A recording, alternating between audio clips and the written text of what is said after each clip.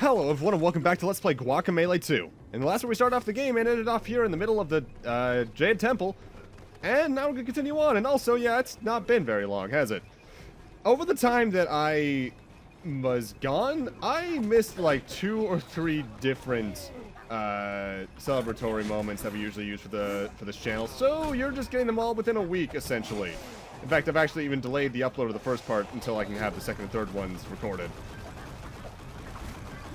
Now, the latter half of the Jade Temple doesn't really change much, but one thing I have to say that I like about this game, compared to Guacamelee 1, is that after this point, the dungeons feel a lot different than the ones in Guacamelee 1. Because the ones in Guacamelee 1 didn't really have any dungeon-y elements to them. They were essentially just fairly linear pathways with some side things along the way.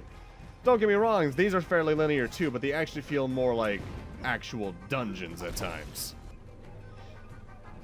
You're also going to see me start checking the map a bit more often from here on out because I need to remember if I've missed something or not.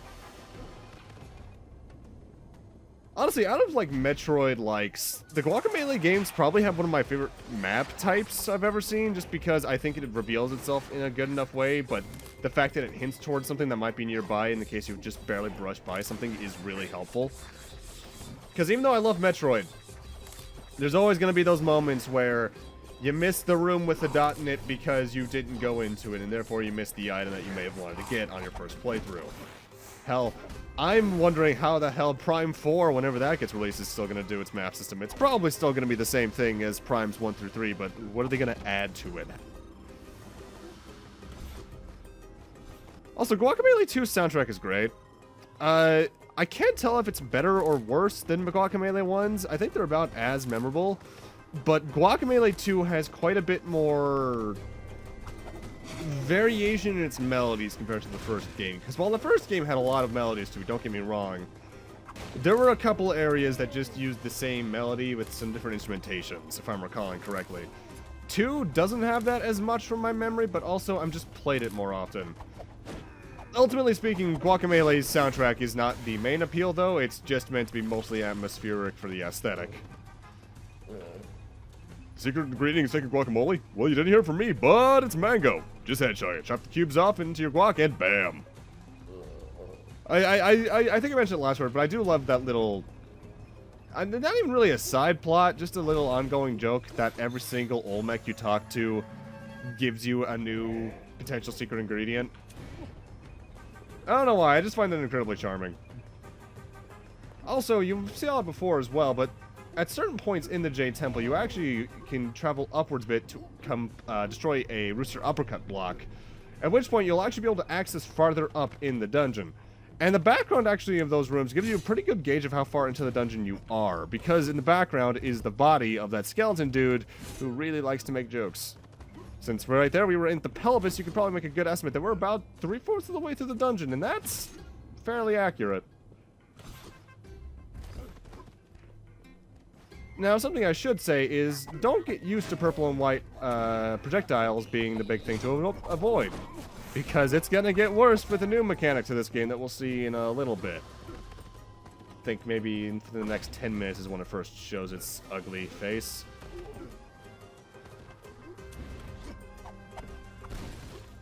The dungeons, more than anything else, are probably the areas you're going to get most of the items in your first playthrough because they keep in mind their design when they're going through it. So you'll be able to, say, get everything along the way, with maybe the exception of a back... How did I not get hit there? Okay. With the exception of maybe one item you need the ability from the dungeon to get. In the case the dungeon has a new ability, which they basically all do.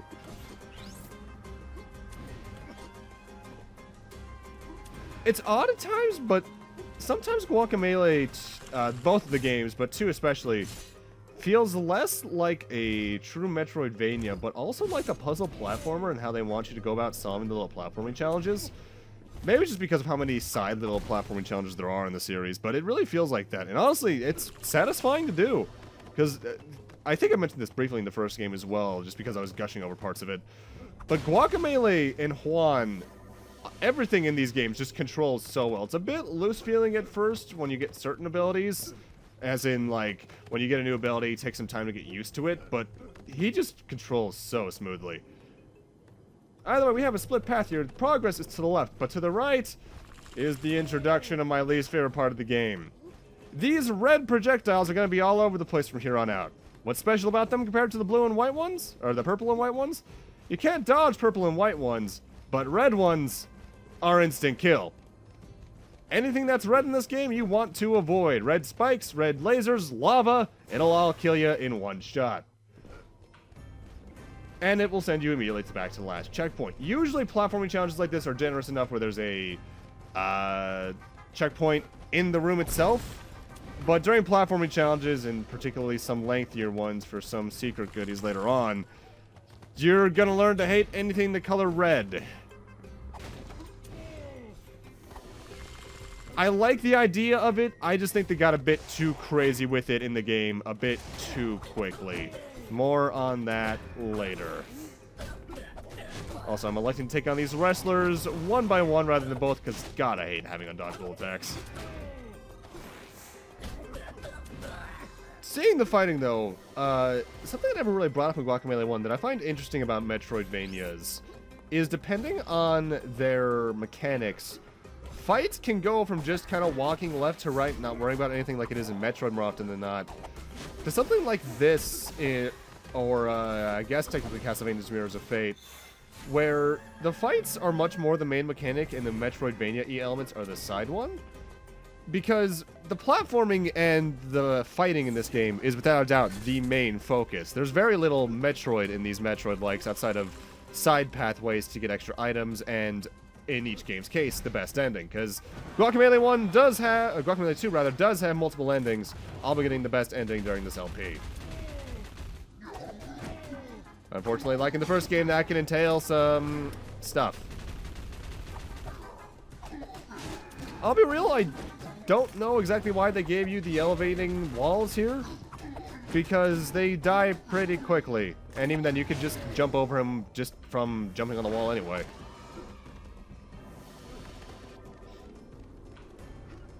When it comes to upgrades in this game and money isn't tight per se. You can honestly get upgrades with relative in a relatively short time span of each other.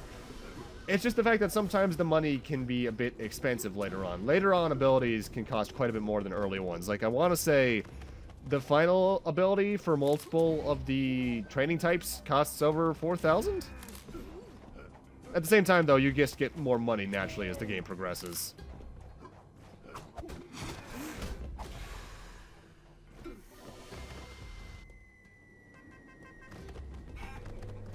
Something that I can't tell, though, is just because I've played this game before and know what's coming, or if it's just due to the pacing of the area itself. But the Jade Temple feels a bit long for a first dungeon, so to speak.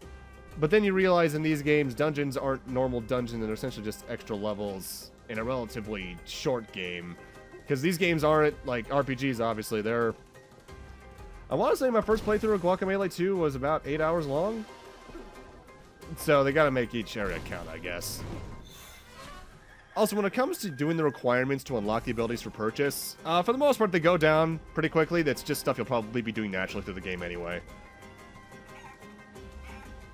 The infamous Luchador. Gertrude, you were right. Well, if what you're after is the fabled relic, bad news, Buster, because I'm getting it. And once I bring it back to Salvador, I'll be the favorite. Oh, Muñeco, you got the relic. Now that I'm the ruler of the Mexiverse, I'll need a best friend, and I choose you. Oh, Salvador. You flatter me. And girls, remember my silent song that I wrote for this inevitable moment. Loretta, on my 6. Yup. Okay, we'll rehearse after we get the relic. No time to waste. 5, 6, 7, 8. Ooh, a rehearsal? I really want to see their show now. I must admit, I am intrigued as well. Because any show that just has random dancing chickens more than likely is one that I need to see. Okay. I think this is actually the first room where we truly see lava. Lava is death, as I said earlier, unlike the green goo, which is just the usual platforming reset. Rooms like this really feel like they can only exist in early Guacamelee, though, because with a certain ability we get later on in both games, the challenge kind of gets mitigated by the fact that we can just kind of transfer stuff ourselves. The good news about lava is that, like the green goo that resets you if you fall into it, if you throw an enemy into it, they die. And that's always going to be helpful because I love environmental hazards in games that have fighting mechanics. When they're used by me, not when I get into them, because that part sucks. Timing here is a little bit tight. My first playthrough, I had to reset this room a couple of times just because I kept on getting hit stupidly. It is just kind of shocking, though, that even in the first dungeon, they do a little bit more interesting stuff with the dimension swapping than the first half of Guacamelee 1 does looking back. Because I love Guacamelee 1, but early game dimension swapping is rather timid in comparison to everything else. Even if it's just this automated stuff. Which just goes into the whole mentality of this game being much tighter in design than the first game. Because, yeah, there's a little less freedom about where you can go and what abilities you can use to get certain abilities, because they plan out your platforming challenges a bit more accordingly. The overall design just feels more solid and satisfying with the challenges because of it.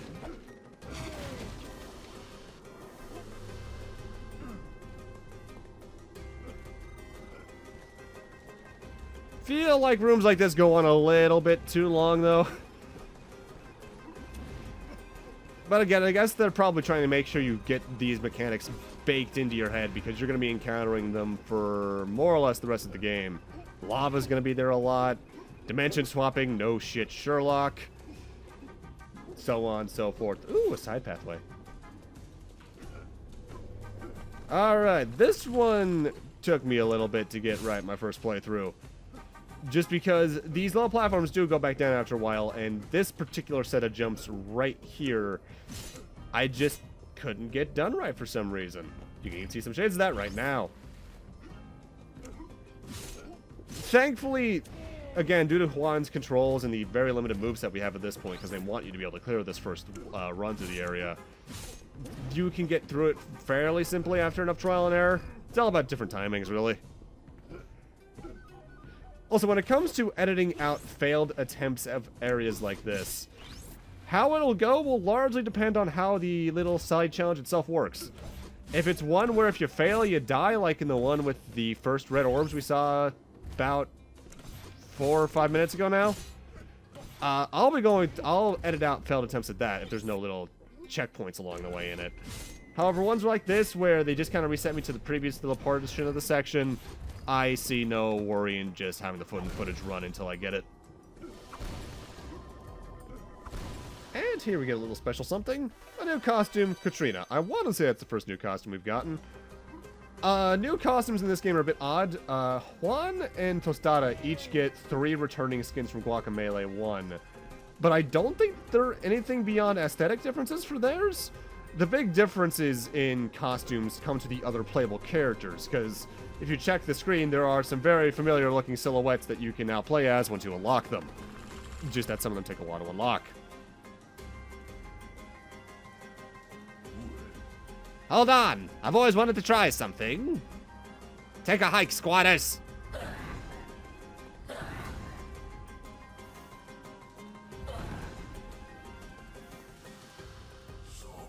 Whew, that was a rush. About time someone stood up to those guys. Or should I say, stood on them. You don't even need to laugh at that one. I know it was funny.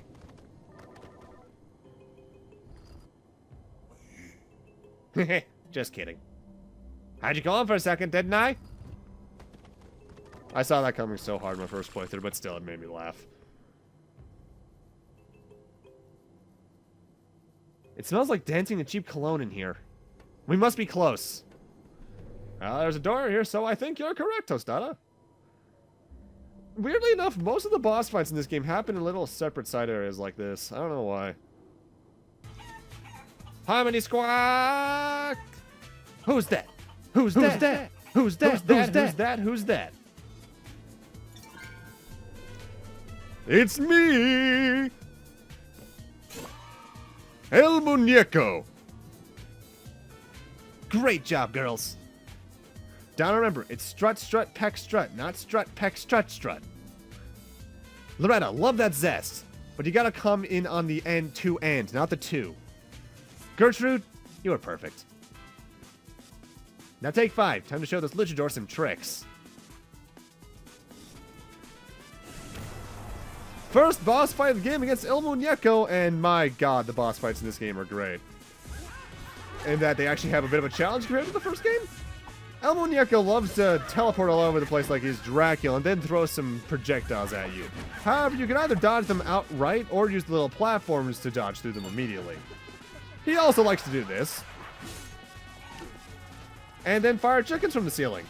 And occasionally even the walls.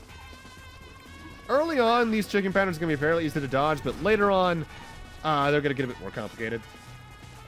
To the point where you'll even need to use the little walls to block any chickens from coming at you. Later on in the fight, he's also going to start directly targeting you with one at the direct top center of the screen, so you need to make sure you're constantly moving as well. The big thing with boss fights in this game is they're more divided into phases than Guacamelee 1. In that, usually you can take down about a third of a boss's health at a time before it starts the next phase. And when it comes to damaging enemies, bosses, you can do a combo into them, but you can also throw them. However, you can usually only get maybe 2 or 3 throw combos in before they move away. Because teleporting is a bit of a thing for the early game bosses, as you'll see. El Muñeco, though, his attacks are very telegraphed. He'll taunt for a second after he does his normal attack in the air a little bit to leave himself open. In general, he's a very showy dude, and that shows into his attack pattern. He's the first boss for a reason. He's not very hard, but if you're not careful or if you don't have enough health ups, because you can still have a couple at this point, you can take damage pretty quickly and you could die.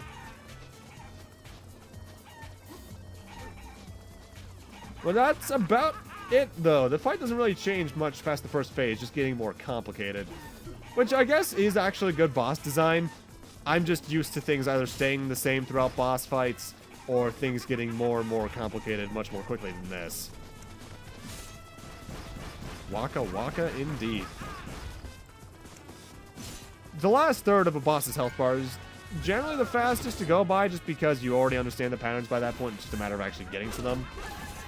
And in this case, well, he makes that pretty easy. With that said, though, still a much more interesting boss fight than anything in Guacamelee 1. Barring maybe Kalaka. Because most of the bosses in Guacamelee 1 were just kind of dodge attacks and get hit. And not that this isn't, but the patterns are just more interesting. And there's actual, like, phase variances and such, so it just comes across more in depth. Yeah, screw your tornado move you get during the last phase that is very easy to dodge. With that said, you're still sticking around a little bit too long for my taste, so get over here so I can punch you in the face. There you are. Come here, buddy. I guess I also feel like you just don't do much damage to the bosses early on, but that could just be due to lack of upgrades. Didn't anyone tell you it's the road to beat up a magician? Anyway, while you fools were busy clobbering me, Gertrude was stealing the precious relic. So long, nerds! Well, shit. We failed. Oh, well. Moving on. How are we going to get out of here? Anyway, there was a lot of stuff in our way back there. Don't look so glum, buddy. That other fellow took a decoy relic. I just can't abide magicians. They're suspicious folk. So maybe you don't laugh at my jokes. Maybe you even grow to roll your eyes a few times. That's fine. At least you're honest. You've earned the real relic. I'll let you through.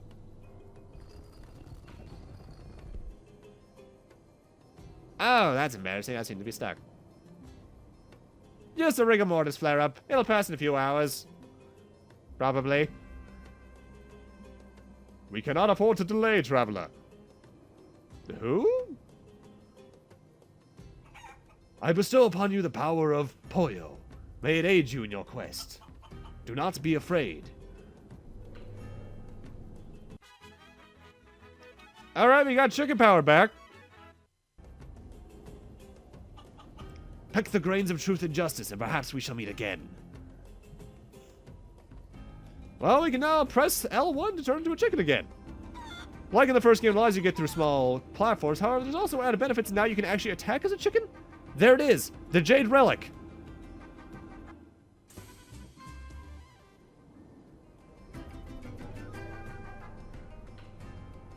Together again, just like the old days. Look out, Salvador. Well, wait, that took care of itself pretty easily. But yeah, the chicken is admittedly much more interesting in this game because you can actually do stuff as it this time around. And the first game is essentially just small platform challenge room stuff. In this game, you have outright combo potential as a chicken. You can even hug walls and do everything you basically can as a wrestler as it, barring your actual wrestling moves. Wrestler, or chicken, is just going to be a lot more useful this time around.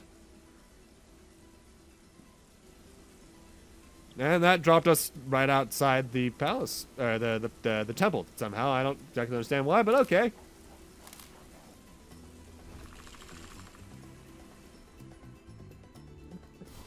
I really think they nailed the chicken in this game compared to the first game, though, because looking back in the first game, it feels almost like an afterthought a lot of the time. Because barring rooms you need to use it, such as the little maze for that one orb and such, it didn't get used too much. Especially during the main storyline. It was mostly for side stuff. In this game, you're required to use it a lot more. Probably because you get it just a little bit earlier. And God, they just do it so much more justice. And that's a giant golden chicken. Not the first time I've seen one of those, but okay. The chicken also gets little exclusive dungeons like this on the side. While you're in these golden chicken areas, you cannot transform back into normal Juan at all.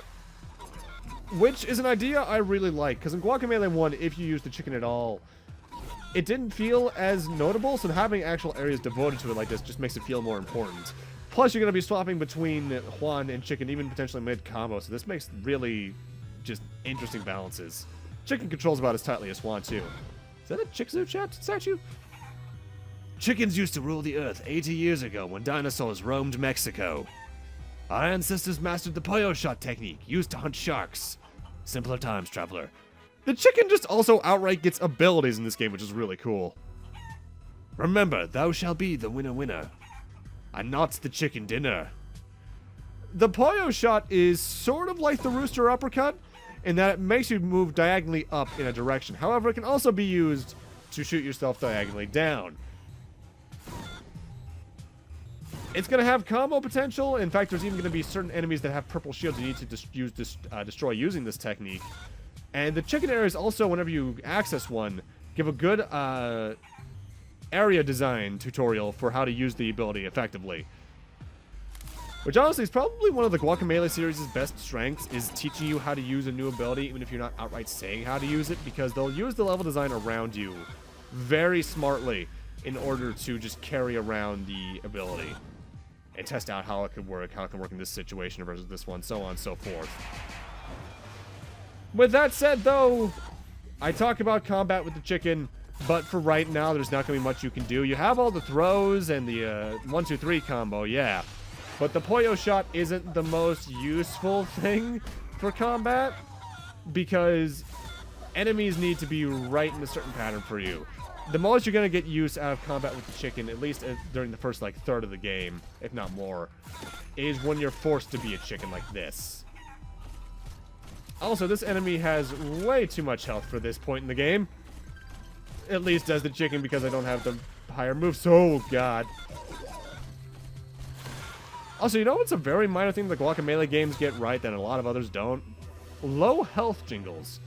Because compared to, say, like Pokemon or certain other games where it's just this loud doo-doo, doo-doo, in this game it's just a very light in the background jingle that doesn't overpower any other sound effects. In fact, it can be actually kind of a little hard to hear over your combat sometimes. But it just feels so right. I'll take the higher attack power, thank you.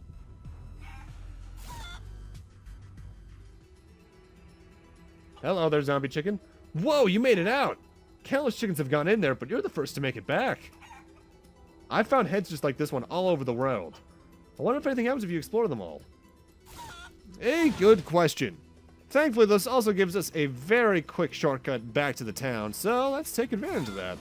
I mean, I guess you could take the long way around if you wanted to. I don't know why.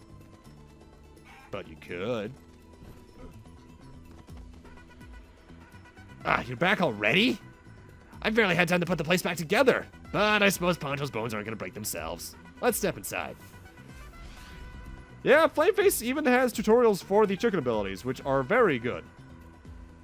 Because, honestly, for people that aren't good at figuring out combos on their own, having these little tutorials here that also reward you for doing them, just, it feels right.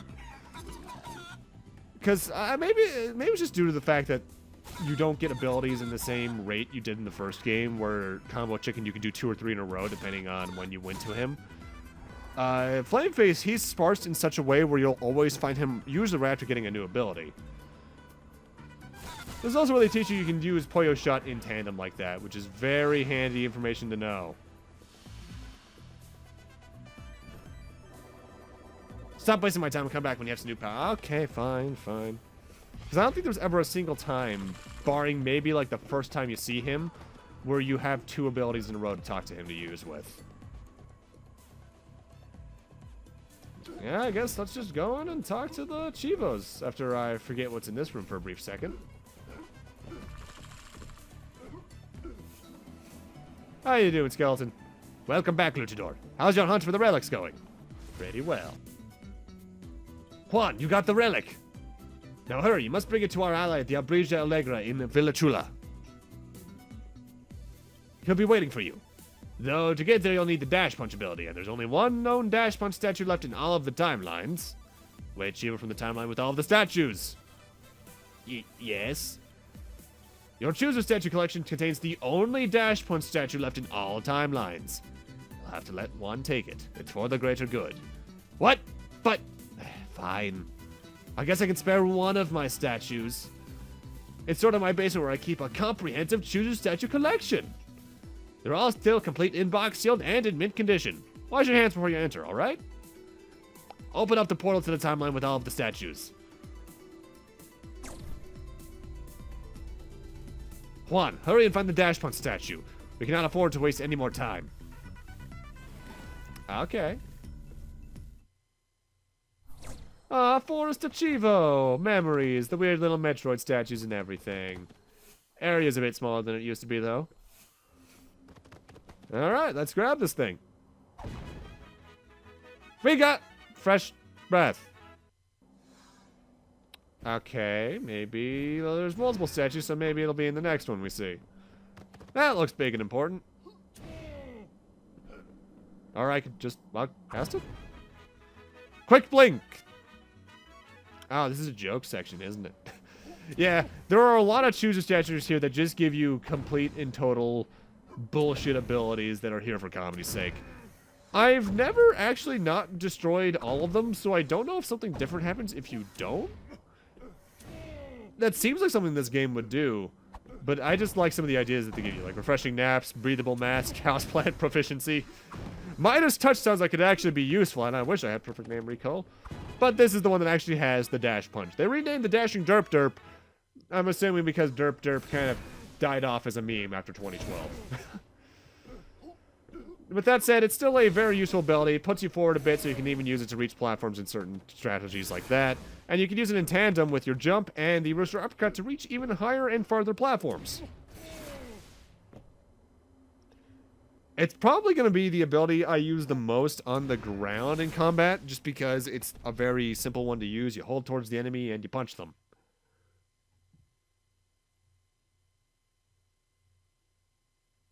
So let's see what all the Trevos have to say about this. You're back, Juan. How'd you like my Chooser statue collection? It's no doubt the largest collection of Wait a minute. Your breath smells extraordinarily fresh. You blink faster than anyone I've ever met. Did you? No. No! My precious!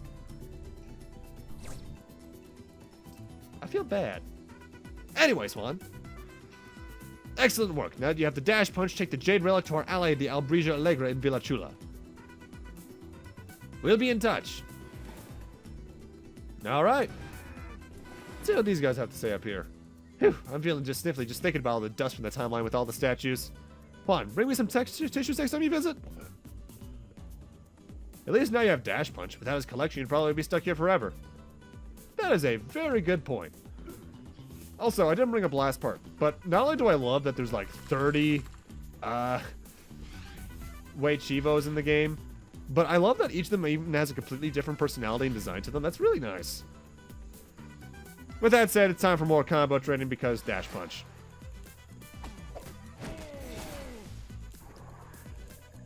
Dash punch is probably the one that has the most combo potential from the onset you get it, because not only do you have a good amount of other abilities to work with at this point, but just dashing forward into other combos feels like it could be the most player friendly.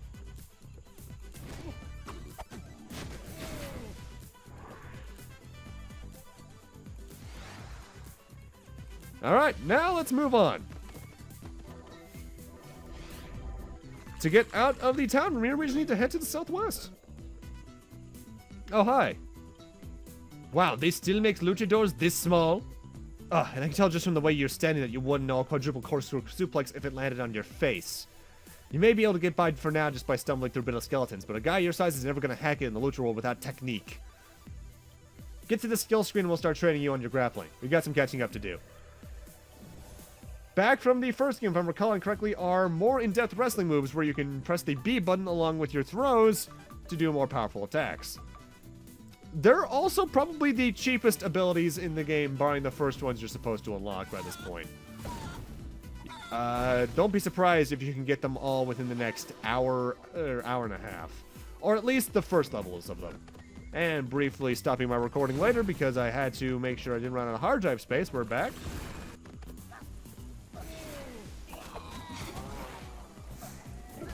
This is probably the aesthetic you're going to see the most in the game, so I wouldn't be surprised if you get tired of it. Because we're going to be spending quite a bit of time in underground caves, not too unlike this in the very near future.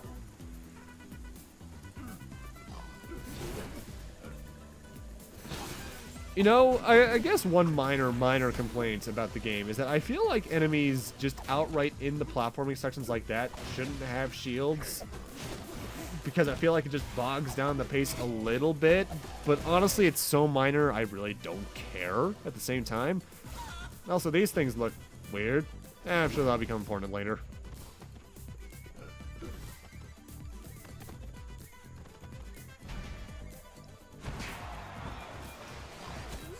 Like, having enemies like this here makes sense because of the rooms you're supposed to kill everything in anyway. But for enemies you can just ignore, having shields on them feels like just a waste of time. Also, small enemies should never have shields like this because, god damn it, they're annoying to hit when they're jumping. These damn turtles. I missed. How did I miss? He was 3 feet in front of me.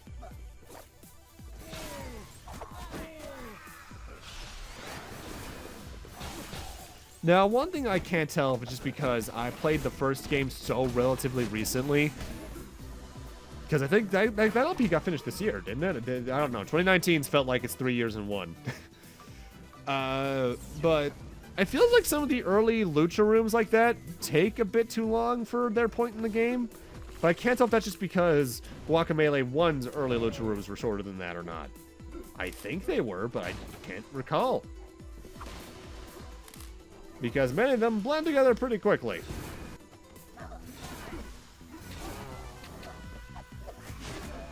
This is also where they finally start to throw a lot of things at you that you just can't get yet because you don't have the new abilities that you need for them yet. So areas like this in the jungle and even in the next area especially, you're going to be leaving behind a lot of stuff until later. So that's where a lot of the cleanup video is going to be later on in this LP. I know that for a fact.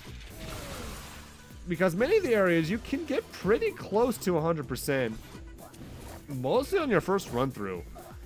It's just the areas that connect other areas where you're going to be going through a lot of revisiting. This is also why you're going to be seeing this aesthetic a lot, actually, because you're going to be backtracking a fair bit for certain other things later on in the game.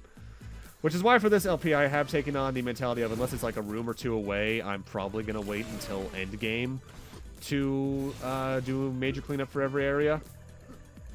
Which I believe is how I handled the first game more or less anyway, so not too much different here. This room makes me a little bit nervous, I'm not going to lie, because instant death spikes scare me. Damn it, Mega Man instincts.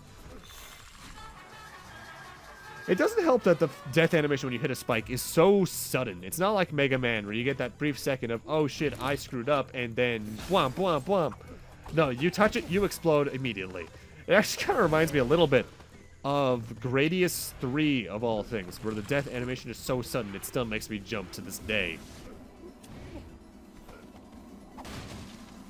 A very minor thing I believe was in the first game, but I didn't really bring mention to, is that the World of the Living and the World of the Dead have basically the same song, but with minor instrumental differences.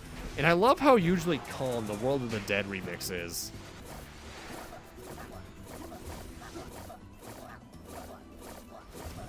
Wasn't there a lucha room like this almost exactly in the first game, only you had to bring them down into lava instead of up into spikes? I'm not remembering that incorrectly, am I? Oh well.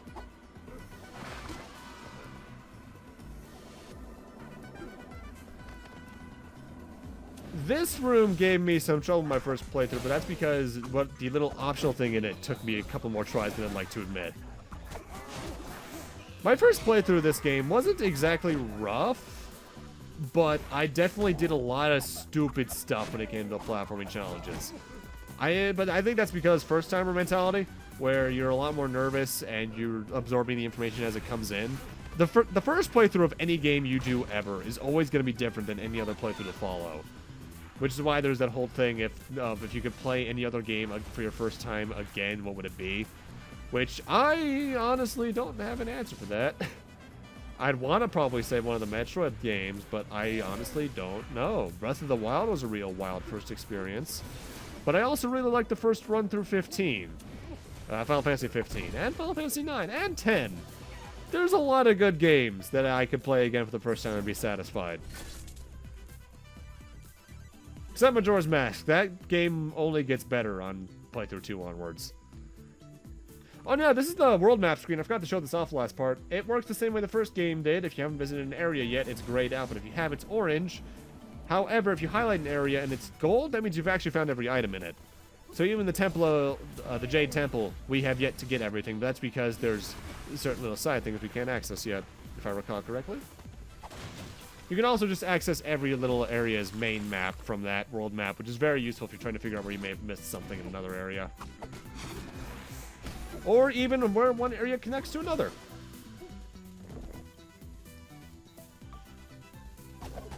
Something I'll see me do very often is whenever I see there's like a new purchase available, I'll always press select to see what it is. But also, there are quite a few times, I can't do anything here yet. For later. There are also quite a few times where the little prompt shows up for getting a new skill unlock that you can, a skill that you discovered, rather, a skill you can now unlock, or a skill requirement being filled where I'm like, oh, I can unlock something, but no, it's just my brain seeing the thing and associating it with pressing the button. Also, we can come out this way to actually come right back to where the Los Manglares started. In fact, we're right back where we got our mask last part. And this is useful because we can now head down here to get this heart chest that was on the map last part. Thank you, and goodbye. Despite being the room where you got your mask, you'd feel like it'd be a bit more important in the world, but no, it's really not. Which I guess can be a minor complaint against the Guacamelee games. Many of the rooms feel like they were designed on their own and then had a theme applied later. Particularly in areas between major areas. It's only the areas where you have the blocks you can destroy with power-ups where you're like, okay, they definitely had me at this point in the game in mind to do this. Either way, welcome to Villa Chula, and I love this town's theme. Oh my god, it's so relaxing. You look confused. You've never heard of me? How absurd. I, Rooster Ramirez, need no introduction. The pride of P.O. City, the golden son of chickendom. Please, no time for autographs. The prophecy of the golden egg has brought me here. You have much to learn if the prophecy is to be fulfilled. But who better than I, Rooster Ramirez, voted best crest in high school to teach you the ways of the golden egg? You shall be my eager apprentice, young Padawan. Go on and see the chicken tasks I've assigned you on the skills screen. We might just see you with a silver medal on your chest before too long. Haha! Unlikely. The Rooster also just outright gets its own unlocked chain in this game, and it's surprisingly useful.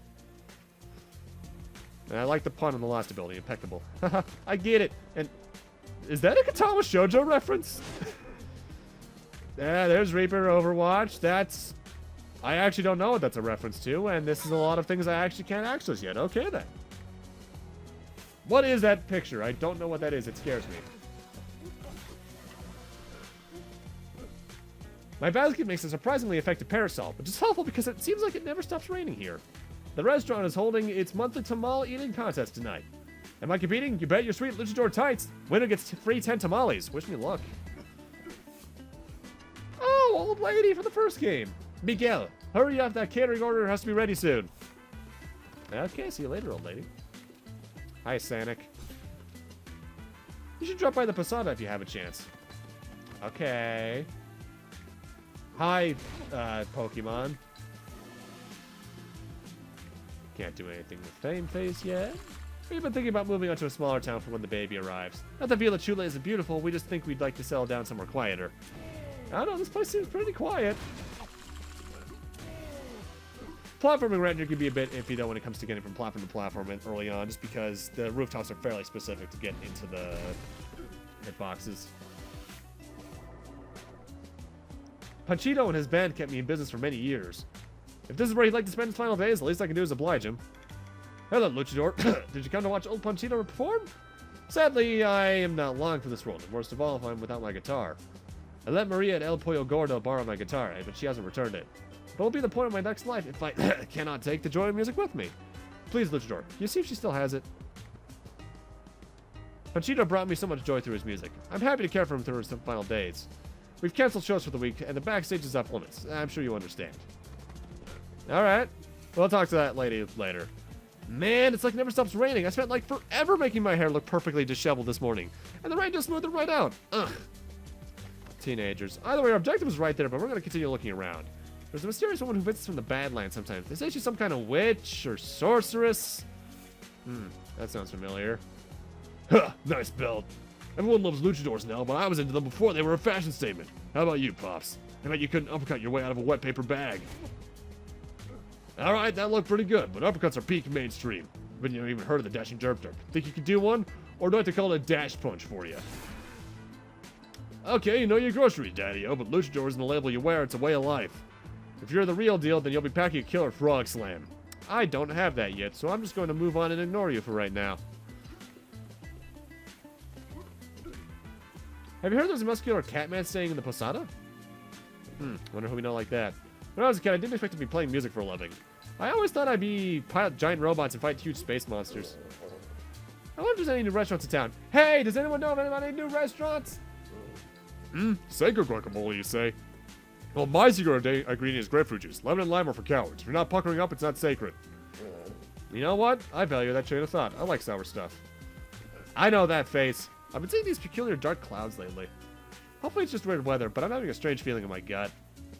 Though that may have been the Pepper Emporium. Oh, I can't go in here either yet. I find the rain to be quite refreshing. It's always so hot here. Juan, I thought you were dead, buddy. It's me, Kamezon. So this can only mean one thing. You're from another timeline. I knew things were getting weird around here. I've always been intrigued by the idea of timeline roads. How do they work? How are they created? How come they are sometimes closed immediately after entry, yet other times stay open forever? Seems pretty convenient. In any case, great to see you, man. Nice to see you too, big head. We feel Chulu Town people are very proud of our tall, beautiful cacti. Don't touch them. Oh, not because they're delicate or anything, just razor sharp. You know what? That's a valuable warning. Thank you. My mama and papa want me or my hermana to take over the family business when we grow up. But I don't wanna. When I grow up, I want to be something cool, like a toy maker, or a wrestling coach, or an alligator. This flower shop has been owned and run by my family for 4 generations, but I'm not sure that I want to carry on the family business. I kind of hope my little sister will want to take care of it instead. But she is making growling noises. Sometimes I'm really glad I don't have a family business to take care of, because that stuff would be stressful. I'm practicing to become a star soccer player. I'll let you kick around the ball, but I'm nervous you might launch it into space. You know what? You're probably right. This is my favorite place to think. Yep, hanging out near the old dry fountain. Alright, we're almost done exploring. There's just this little place here and this wrestler to talk to. What do you got to say? Hey, it sounds kind of nice to see another luchador in town. How about it, bud? Care for just a strength? You busy? Maybe some other time then. That's a lot of piñatas. Welcome to Pedro's Piñata Palace. I'm Pedro and I have a passion for two things, piñatas and punching. When the two pair, it's perfection. Why, just look at your physique. It's like something out of mythology. You were positively made to pop piñatas. Luchador, sir, you must indulge me.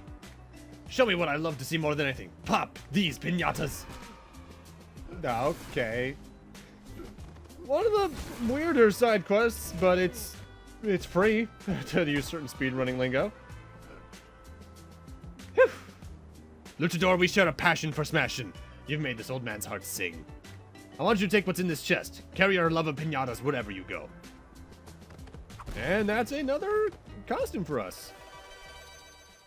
And another one for Tostada. I actually really like that color palette. I'll still only be playing the game basically as Juan, though, just because, yeah. Although on my first playthrough of both the games, I did mostly play as Tostada. Anyway, let's see who's waiting for us here. So the rumors were true. Jaguar, buddy! Man, how you been? Juan the Luchador has returned from the dead. Only this time, fate finds us on the same side, old rival.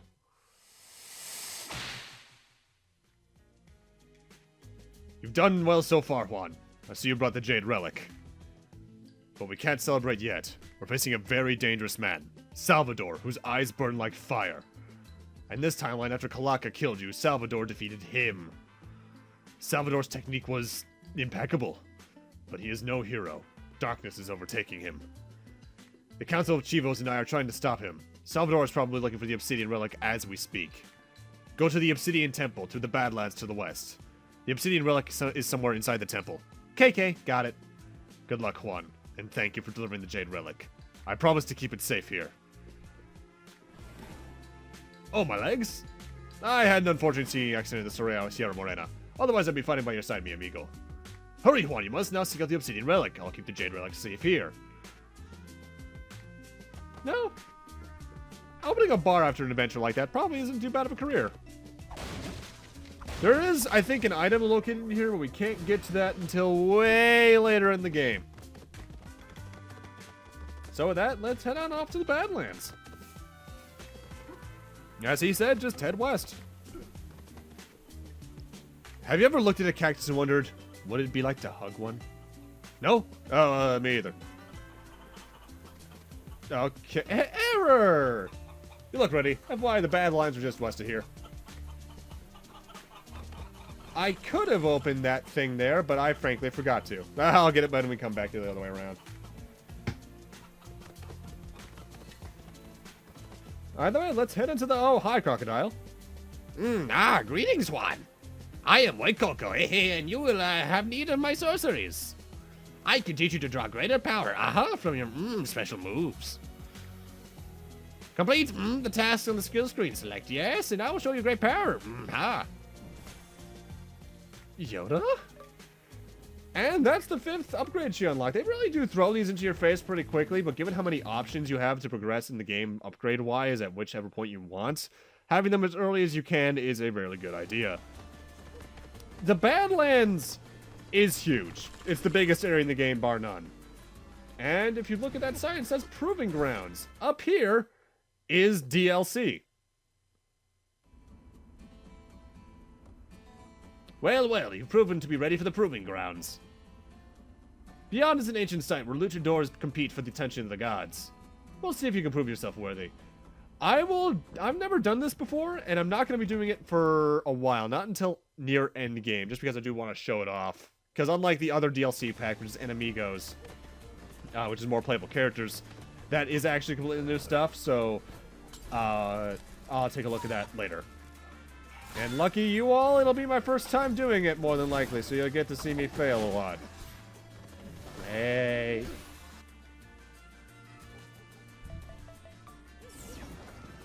But yeah, the Badlands is without a doubt the largest area. The closest thing I can compare to in Guacamelee 1 is the desert area, which connected a couple of different areas.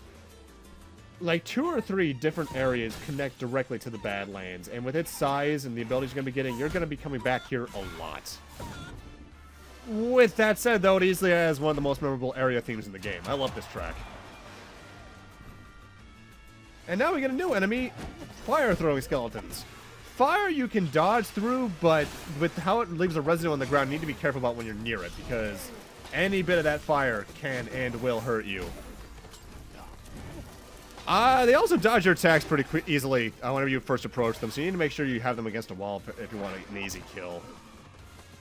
I honestly don't like those enemies. I find them really annoying. Can't damage you, so screw off. And we can't go that way, so let's go this way. I'm sure we'll find someone to progress us down here eventually. Why give a dasher the shield? God damn it, that's annoying. I'm surprised I didn't remember that enemy's name, honestly.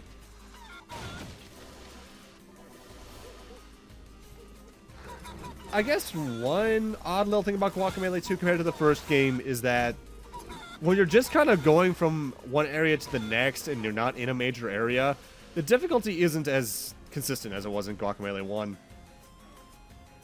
Juan the Luchador? Alive? So it's true. It's me, Zatabe, of course. I know you recognize me. No one ever forgets my beauty. Although this is the new me. Peaceful, mindful. You'd think things would be great without my ex, Kalaka. Yes, I'm single, but... you and I can never be. I'm too much for you. Lady, I am married. Follow me. Okay, this might as well be how my day goes. And oh my god, baby Albrijas! Oh, they're so cute! I commissioned the Fall of Kalaka from a local artist. I really like how he captured the suffering. Salvador is the real deal, Juan. His fight with Kalaka, I had never seen such amazing technique. His rooster uppercut could break any shield. But that mask of his, it's killing him. Come, I have something that may help you.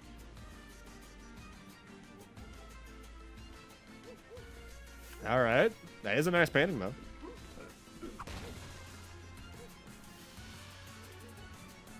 Do you like my Albrija Sanctuary? They're all rescues, you know. Although I'd like to think that they rescued me. You'll need this if you intend to take on Salvador. Ow!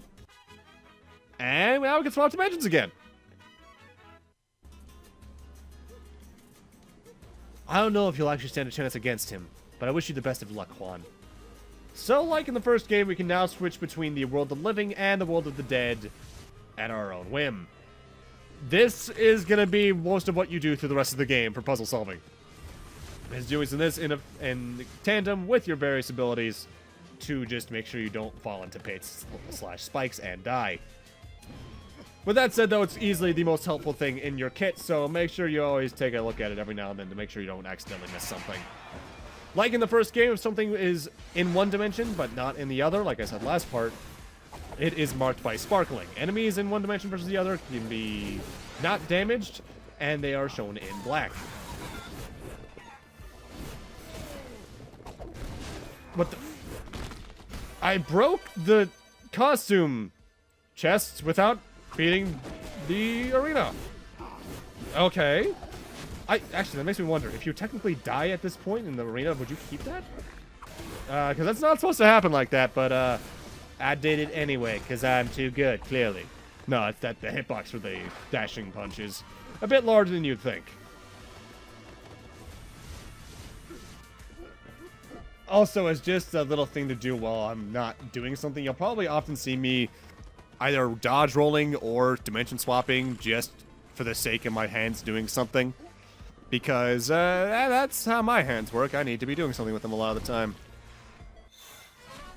But because we can dimension swap, the platforming is going to start getting a lot more intense from this point onwards, be it swapping between hook points for platforms, so on and so forth. You're going to be doing that a lot, so I hope your right trigger isn't broken, or I guess right bumper if you're using an Xbox 360 controller. R1, either way. Though you can actually use either the bumper or the trigger, now that I think about it, for either dodge rolling or that.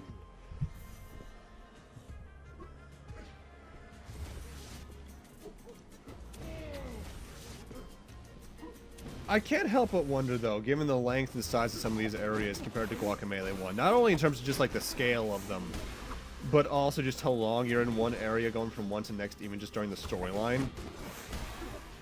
If they thought that they made things a bit too small in Guacamelee 1, because even though the games are around the same length, Guacamelee 2 definitely feels bigger in scale. Not only just due to better animation and mechanics, but just in terms of the actual physical size of everything. But I can't tell if that's my brain playing tricks on me or not. Which is something that happens a lot in games like this, actually, where they just refine things for the sequel.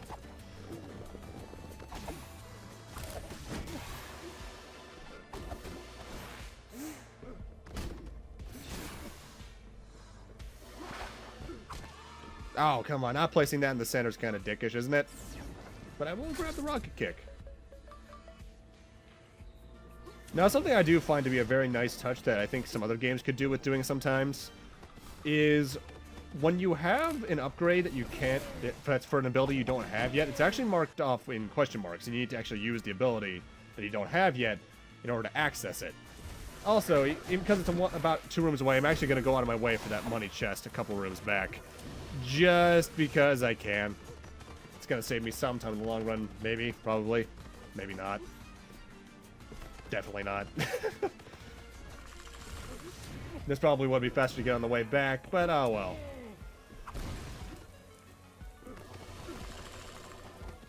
Gets me more money sooner, so I guess I can get more upgrades at least. Also, I love the background of the desert. I just love all the strange cacti going around. It actually kind of reminds me of one area very early on in the first Tomba, or Tombi, if you're in the PAL regions. The weird spiky plant area. And I played that game since I was a kid, but I've never beaten it. I really should do that someone, because I do like that game and how charming it is. And that sound font is going to be in my head forever. Same with Tomba's annoying screams. Oh shit! Oh yeah, a new enemy for this game is these weird little bats that just kind of move from area to area. They're more so hazards than straight up enemies, because if they have a shield, the moment you break it, they're likely to die, and if they don't have a shield, well, they're just going to go down in a single attack anyway. But they get surprisingly smart about placing them later on in the game, so they could get pretty annoying to you. Hey, the Chupacabras, I've been wondering where you were, buddies. You showed up in, like, the second area of the first game, but now you're here. Hey, come on. Well, I guess Armadillo. No, wait, no, Chupacabras are the flying things. Never mind. My brain did a thing.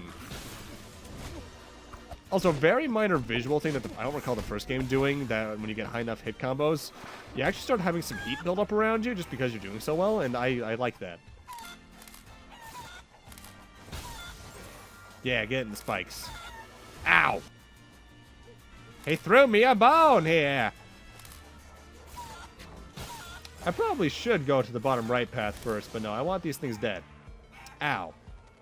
Okay, screw you, I'm going over here anyway. I do like how varied these side rooms are in this game, because very few feel like they're testing you on the same... Well, a lot of them test you on the same kind of reflexes and challenges, yeah, but how they test you is always different, and I like that. Makes things actually feel different. I will take that increase in pecking power, thank you. The more damage I do, the better. Oh, damn it. In the first part or two after I get the Dimension Swap, you're probably going to see me pulling some dumb moves like that. Just because I need to remember, oh yeah, I can do this, but I shouldn't do this at this point, because otherwise it'll make me do this thing and fall. That was a really wordy way to say I'm a dumbass, I know, but it'll happen. One thing I'm not entirely sure about with the hook points is if when you use it, how far you go past the hook depends on how far you were away from it when you started the animation. I feel like that momentum is a thing, but at the same time, I feel like they would have made it so that you go to the same plane, you go the same distance and speed from it no matter what, just for the sake of consistency. But I feel like that's a thing that some games would do, so I'm not entirely sure if it's there or not, just due to my brain not doing things right.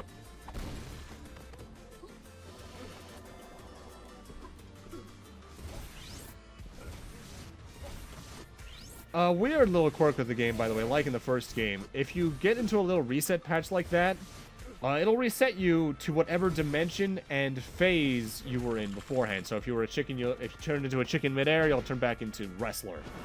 The only exception to that are certain side areas, they'll keep the dimension, whichever one you're in, correct.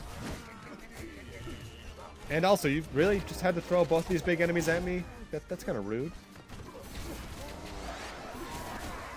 One thing I do like about these giant Aluxes, though, is that they are really good for combo counts, because once the normal Aluxes come out of them, that's just free combo points there, really. Though, looking back, I probably should have taken care of the big guy first, because he is the larger threat to my health. I think the old reason I always get hit by these things is I'm just so used to their equivalent in Guacamelee 1 not really aiming for you that well, that the fact that they can just throws me off.